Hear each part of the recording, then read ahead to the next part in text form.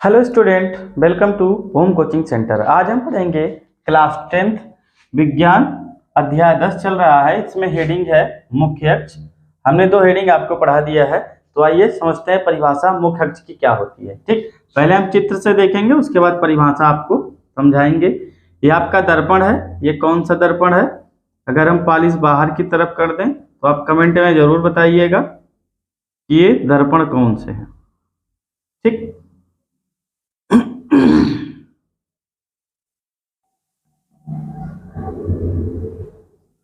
एक दर्पण ये हमने बनाया, दूसरा एक दर्पण यहां मैं बना रहा हूं। इन दोनों दर्पण के बारे में आप जरूर बताइएगा हमें कमेंट में।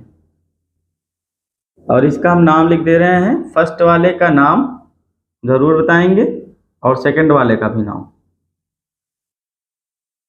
ठीक, अब नीचे मैं लिख दूंगा क्या आपका ऑप्शन सही था कि नहीं सही था। यह आपका फर्स्ट वाला दर्पण है, यह आपका सेकंड दर्पण है। फर्स्ट वाले दर्पण का नाम है अवतल दर्पण। क्या नाम है? अवतल दर्पण। सेकंड का नाम है उत्तल दर्पण। आई होप आपका ऑप्शन सही रहा हो, जो आपने कमेंट किया वो सही रहा हो। तो आइए देखते हैं कि मुख्य अक्ष है क्या। ठीक, दो पॉइंट पढ़े थे। हमने कहा था अगर हम बीच में निकालें तो इसको बोलते हैं ध्रुव। क्या बोलते हैं भैया? ध्रुव। पी से लिखते हैं। और इस दर्पण का भी बीच निकालोगे तब भी इसको बोलते हैं ध्रुव, जिसको किससे लिखते हो आप? पी से। ठीक, अब ध्रुव हो गया था। उसके बाद हमने कहा था कि केंद्र। क्या बोला था भैया? एक केंद्र, जिसको आप किससे लिखे थे? सी से। किससे लिखे थे? सी से, जिसका नाम आपने बताया था वक्रता केंद्र। गोलीय दर्पण के केंद्र को वक्रता केंद्र कहते हैं। ध्रुव क्या था? ध्रुव था कि दर्पण के परावर्तक तल के मध्य बिंदु को ध्रुव कहते हैं। तो इसको यहाँ भी हम लिखे देते हैं। ये आपका पी है, जिसको क्या नाम है? ध्रुव है। ठीक, और इसका गोला इधर बनता है, इसका मतलब इसका केंद्र यहाँ होगा, जिसको आप किससे प्रदर्शित करते हो? सी से। और ये आपका क्या है भैया? वक्रता केंद्र। चलिए अब मुख्य अक्ष की परिभाषा समझो, इन्हीं दोनों से रिलेटेड है। ठीक, तो हम क्या करते हैं? पी से एक रेखा खींचते हैं जो सी से होकर जाए। पी से क्या किए? एक रेखा खींचे जो कहां से होकर जाती है? पी से। और इसी रेखा को हम मुख्य अक्ष बोलते हैं। क्या बोलते हैं? मुख्य अक्ष। तो परिभाषा क्या बनी?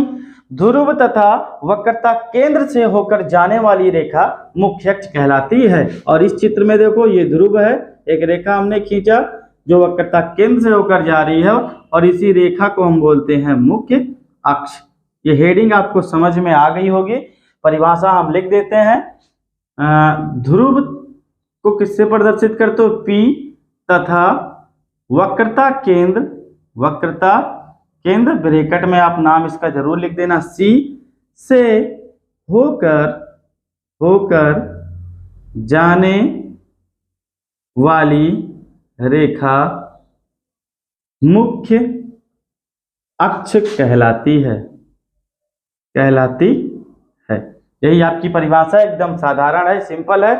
ध्रुव तथा वक्रता केंद्र से होकर जाने वाली रेखा मुख्य अक्ष कहलाती है। उदाहरण और चित्र में आपको हमने स्पष्ट करके समझा दिया है। आई होप आपको ये वीडियो बहुत ही अच्छे से समझ में आ गई होगी, या ये वीडियो क्या, ये टॉपिक आपको बहुत अच्छे से समझ में आ गया होगा।